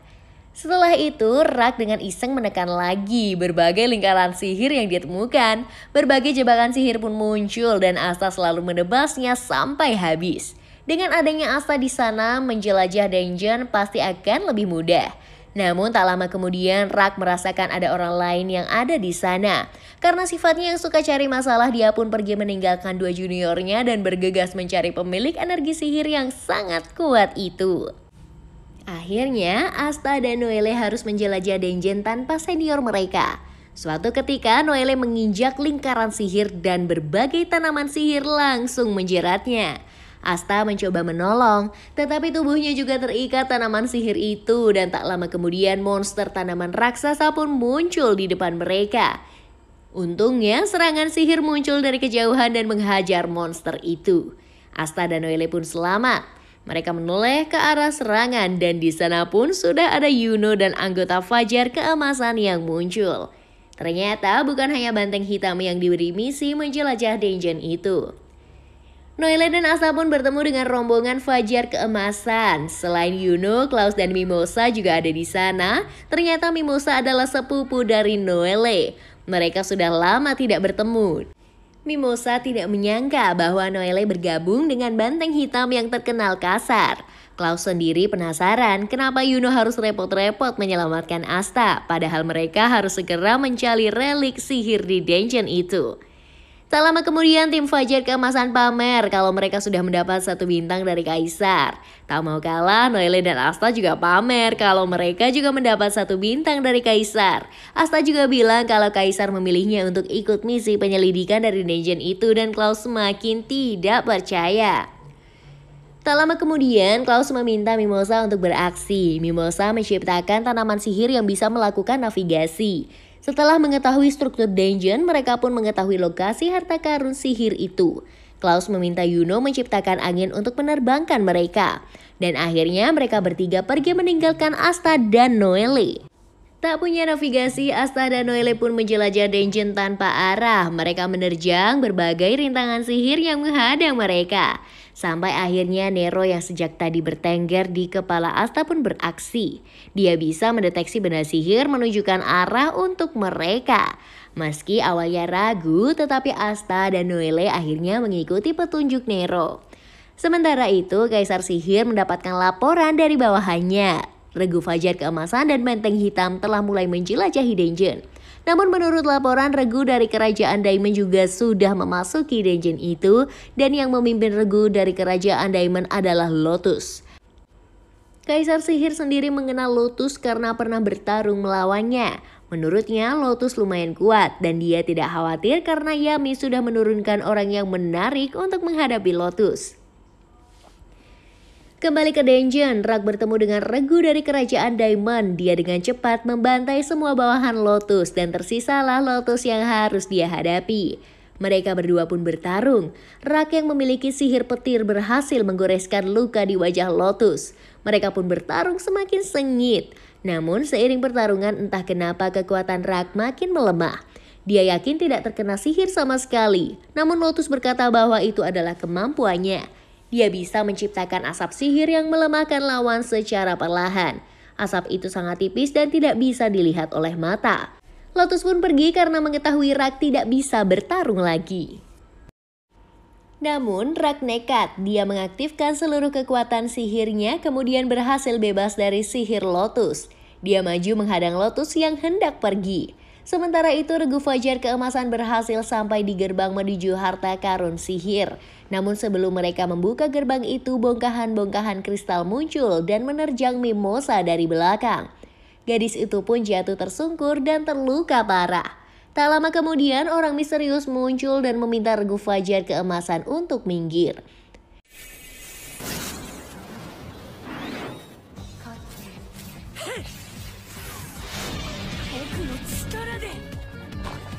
Di sisi lain, Rak yang nekat bertarung berhasil dijebak asap hitam yang dapat dipadatkan.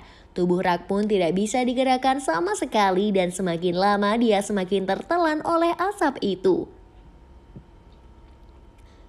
Namun tak lama kemudian Asta muncul dan menebas sihir asap sehingga menghilang tak berbekas.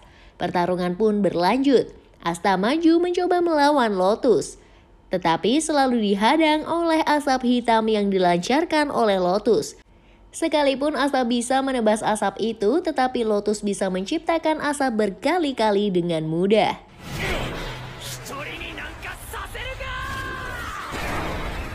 Tak lama kemudian Lotus menyemburkan asap pekat yang menyelimuti ruangan itu. Asta, Rak, dan Noelle pun kebingungan menentukan arah serangan.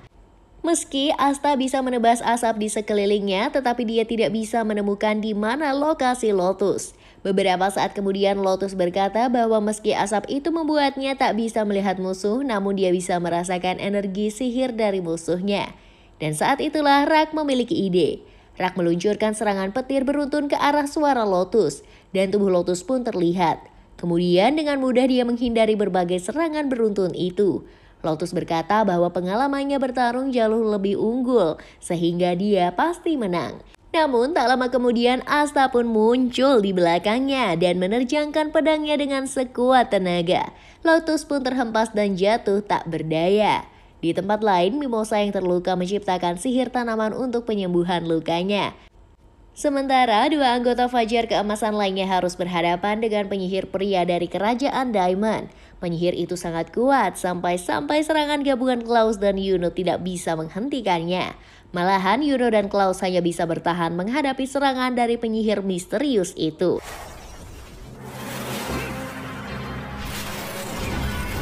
Sampai akhirnya Yuno membangkitkan sihir yang luar biasa. Dia menciptakan elang angin raksasa dan terbang menerjang ke musuh.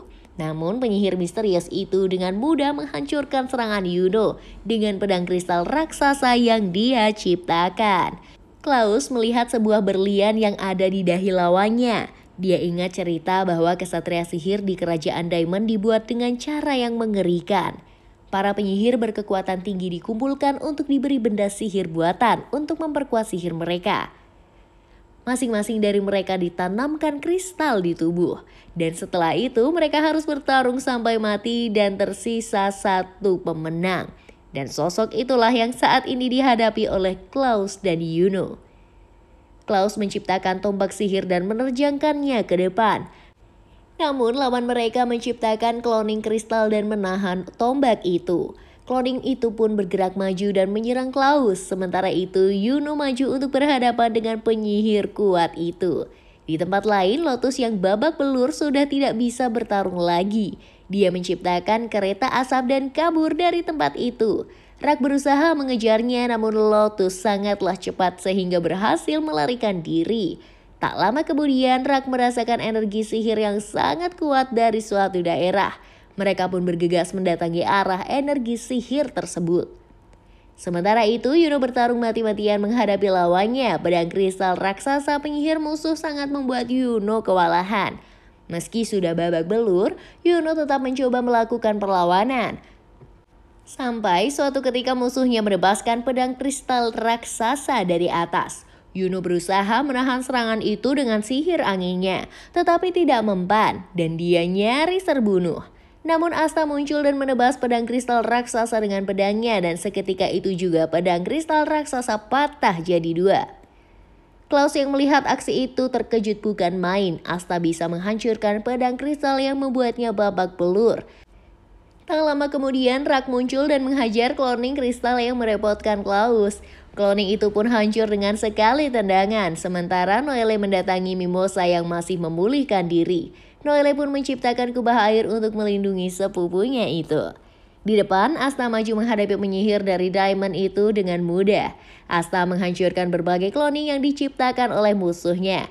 Melihat ada banyak cloning bermunculan, Rak sangat bersemangat dan maju menghajar setiap cloning yang mendekat. Sementara itu Klaus hanya bisa tertegun melihat dirinya tak berdaya sementara regu banteng hitam bertarung melindunginya. Asta kembali menebas hancur pedang kristal raksasa milik lawannya. Dia berlari mendekati musuh kemudian menerjangkan pedangnya. Sehingga musuhnya terlempar ke dalam sebuah kolam. Rak kesal karena harusnya dia yang ingin menghajar penyihir itu.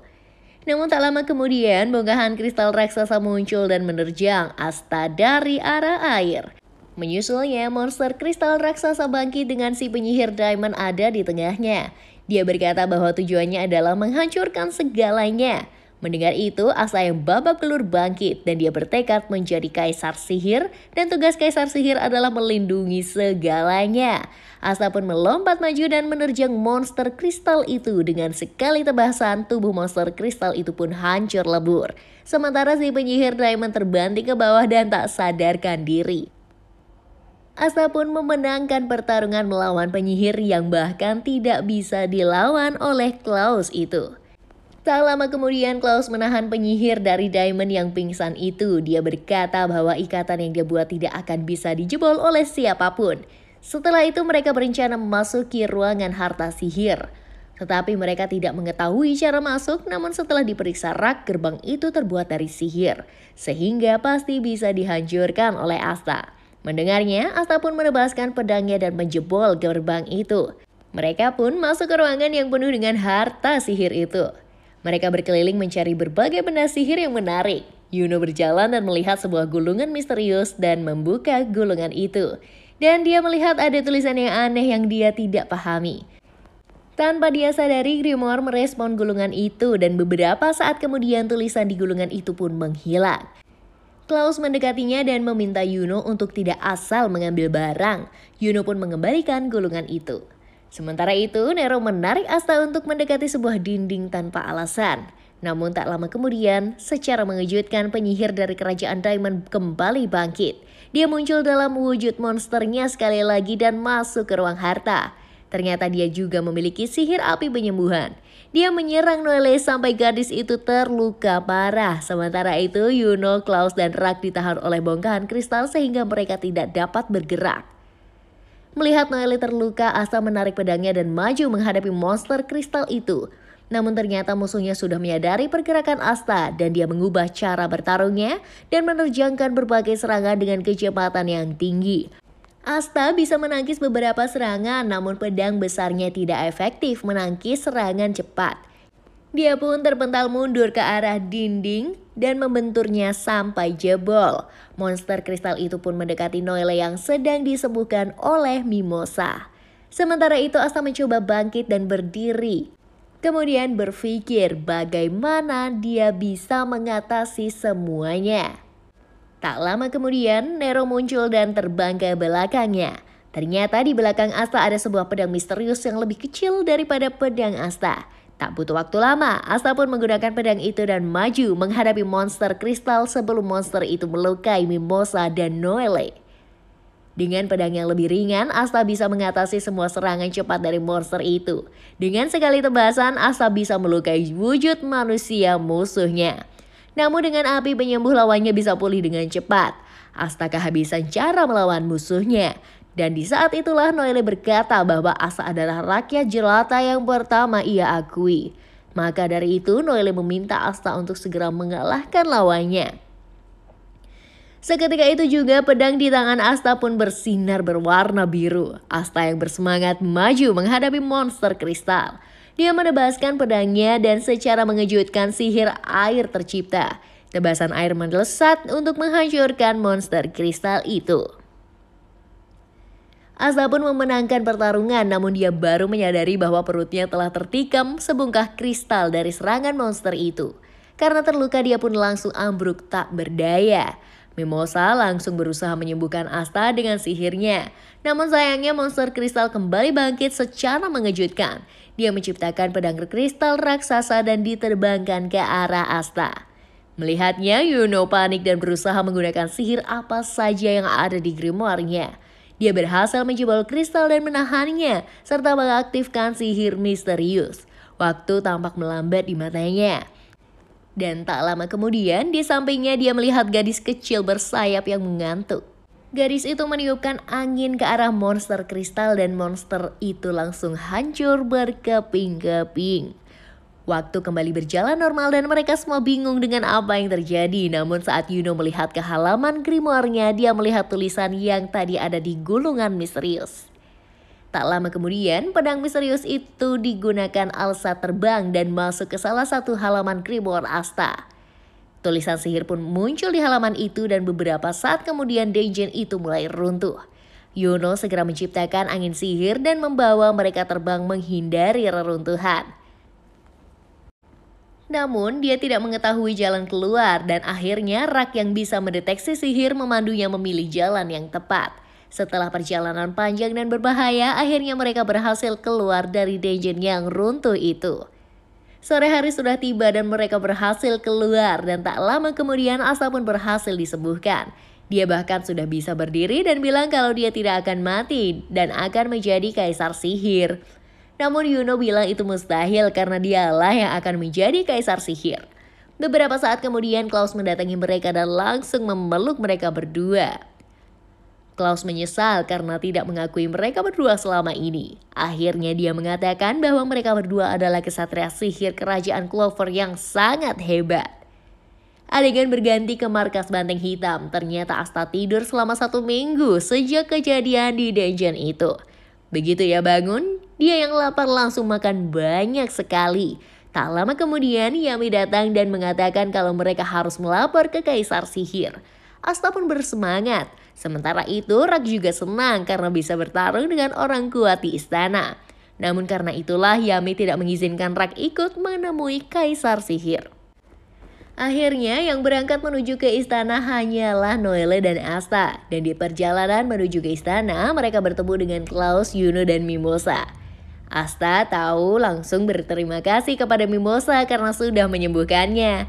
Namun Mimosa malah berlari menjauhi Asta dan melihat gelagat itu Noelle mendatangi Mimosa dan bertanya apakah yang terjadi. Ternyata sejak kejadian di dungeon Mimosa selalu memikirkan Asta. Dia juga berdebar-debar setiap kali Asta menyapanya. Mendengar itu Noelle pun terkejut. Dia bilang mana mungkin Mimosa menyukai Asta yang cebol, berisik dan sekaligus rakyat jelata itu. Namun menurut Mimosa justru semua itu yang membuat Asta menjadi lucu. Tak lama kemudian mereka melanjutkan perjalanan menuju ke istana dan namun saat berada di gerbang seseorang sudah menyambut mereka. Klaus, Noelle dan Mimosa langsung berlutut sementara Asta dan Yuno penasaran siapa orang yang datang itu. Asta bahkan secara sembarangan menyebut orang di depannya sebagai bapak-bapak suram. Namun dia diberitahu bahwa yang datang adalah sang kaisar sihir itu sendiri. Asta dan Yuno pun terkejut dan mereka pun berlutut. Mereka akhirnya pergi ke sebuah menara dan di sana Yuno menunjukkan halaman grimoire-nya yang muncul sihir baru. Julius yang memang maniak sihir langsung tertarik dengan sihir itu. Dia bisa membaca tulisan di halaman grimoire milik Yuno. Ternyata sang roh angin yaitu Sleep telah bangkit dan memilih Yuno. Julius meminta Yuno menunjukkan sihir itu tetapi ternyata Yuno tidak bisa menggunakannya. Dia hanya sekali menggunakannya saat ada di dungeon. Setelah itu Asta menunjukkan halaman grimoire-nya yang juga muncul tulisan aneh. Namun ternyata Julius tidak bisa membaca susunan kalimat sihir itu. Asta pun mengeluarkan pedang barunya dari dalam grimoire. Julius langsung tertarik dan kalau itu adalah pedang anti sihir kedua milik Asta. Dia pun penasaran ingin memegang pedang itu dan Asta dengan senang hati membiarkan Julius mengambil pedang itu. Secara mengejutkan Julius kesusahan mengangkat pedang itu karena sangat berat. Selain itu energi sihirnya juga langsung tersedot ke dalam pedang. Dia menyadari sesuatu, setelah itu dia menyerahkan kembali pedang itu ke Asta. Tak lama kemudian Asta dan Yuno bertanya cara untuk menjadi kaisar sihir. Dan Julius pun berkata bahwa hasil yang akan berbicara. Mereka yang ingin menjadi kaisar sihir harus membuktikan kepada semua orang kalau mereka adalah penyihir terkuat sekaligus bisa menolong semua orang. Asta dan Yuno pun langsung termotivasi setelah mendengarnya. Kemudian Julius mengajak mereka untuk mengakhiri upacara pemberian penghargaan kepada para kesatria sihir. Asta dan rombongan pun ikut Julius ke sebuah ruangan yang penuh dengan kesatria sihir level tinggi. Tak lama kemudian acara penganugerahan bintang sekaligus kenaikan level setiap kesatria sihir pun dimulai. Dan setelah acara itu, Julius bilang ada yang mengundang beberapa tamu. Dan dia meminta semua orang untuk menikmati hidangan yang sudah tersaji. Tak lama kemudian, Marx mengabari Julius kalau ada situasi mendesak. Julius pun pamit dari acara itu dan mempersilahkan semua orang untuk menikmati acara. Namun setelah Julius pergi, suasana menjadi tegang. Hanya Asta yang cuek dengan memakan banyak sekali hidangan yang ada di sana. Kelakuannya yang tak beradab itu dicibir oleh banyak kesatria sihir. Beberapa dari mereka juga menjelek-jelekan Mimosa maupun Noelle yang dianggap tidak becus. Noelle yang sakit hati berniat pergi, namun Asta menahannya. Asta pun beraksi, dia naik ke atas meja dan mengungkapkan kekesalannya kepada semua kesatria sihir. Dia tak mengira kalau kesatria sihir se-elit itu ternyata berperilaku sangat biadab. Tak lama kemudian kesatria sihir dari Regu Fajar Kemasan yaitu Alexandra Sandler menyerang Asta dengan sihir tanahnya. Asta pun terkurung ke dalam sebuah bola pasir, namun dalam sekejap Asta bisa menghancurkan bola pasir itu menggunakan pedang anti sihirnya. Di depan semua kesatria sihir elit, dia berkata bahwa dia akan menjadi kaisar sihir. Setelah dia menjadi kaisar sihir, dia akan membungkam mulut para kesatria sihir elit itu.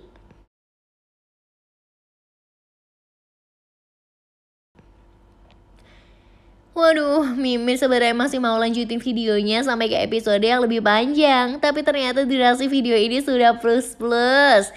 Makanya Mimin stop dulu sampai di sini ya kisah Asta yang super keren ini.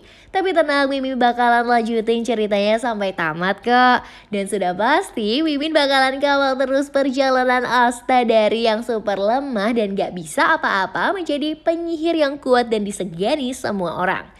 Ya udah cukup sekian ya video dari Mimin kali ini. Terima kasih sudah menonton sampai akhir. Jangan lupa like, komen, dan subscribe kalau belum. Dan sampai jumpa di konten berikutnya. Dadah!